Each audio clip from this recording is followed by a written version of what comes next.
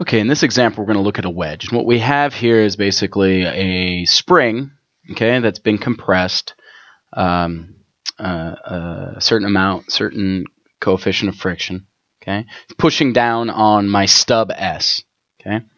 I also have a slider, basically my wedge A, okay, and the friction between these two, the coefficient of static friction, is 0.5, okay, and I want to find how much P it's going to take to slide the slider over, push this stub upwards, okay. There's no friction over here at C, so we're going to neglect that. However, there is friction on the surface here at B, okay. So I need to overcome both the friction between A and B of 0.4 and S and A of 0.5, okay. So what I'm going to do is I'm going to draw free body diagrams. I'm going to start with the stub. There's no weight given on any of these, so I'm just going to look at simply the spring force, which is going to be the largest force that I need to overcome. Don't need to worry about the weight. So I have my spring force acting down, which is 300 times 0.06, which is the K times S. And then I have a normal force and a friction force. Okay, and this friction force is to the right because it's basically transforming this P that's acting to the right in this way, right? That slider is going to slide to the right on that stub, so it's going to be pushing to the right on that stub.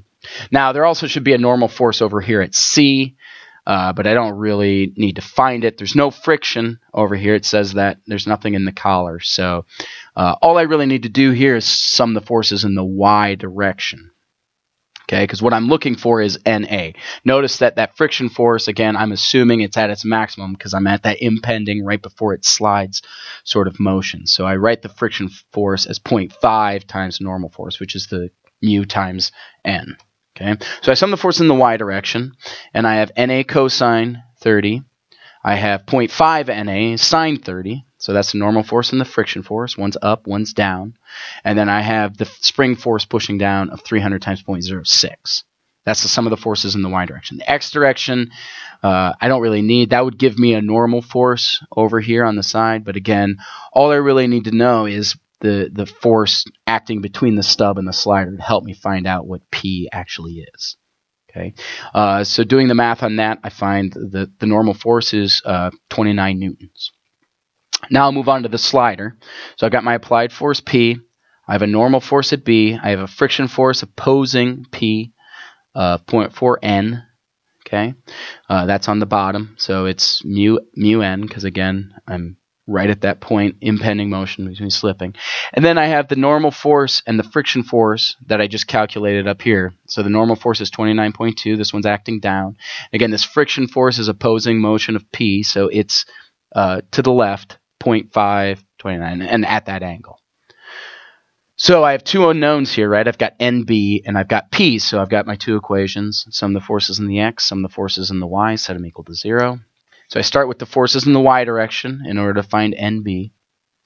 So I've got NB, and I've got 29 cosine and 0.5 times 29 sine. This one's up, this one's up. 29 cosine is down negative. Okay, that's the sum of the forces in the Y direction. That gives me a normal force of 18 at the base here at B. Okay. Once I have that, now I can sum the forces in the X direction and solve for P. So I've got P, and then I've got my friction force, 0.4 times the 18, which I just calculated. That's opposing P. I have a normal force opposing P as well, so I have negative 29. That would be the sine of 30. And then my friction force, which is cosine 30, also a 0.5, is acting to the left as well. Solving that, I find that my P necessary to move this stub against, or the slider against the stub and move that thing up against the spring is 34.5. So again, treat these wedges just like machines. Draw a free body diagram of each piece. Set all of your frictions to the maximum friction to find that impending motion, that force necessary to get that object just barely to start moving.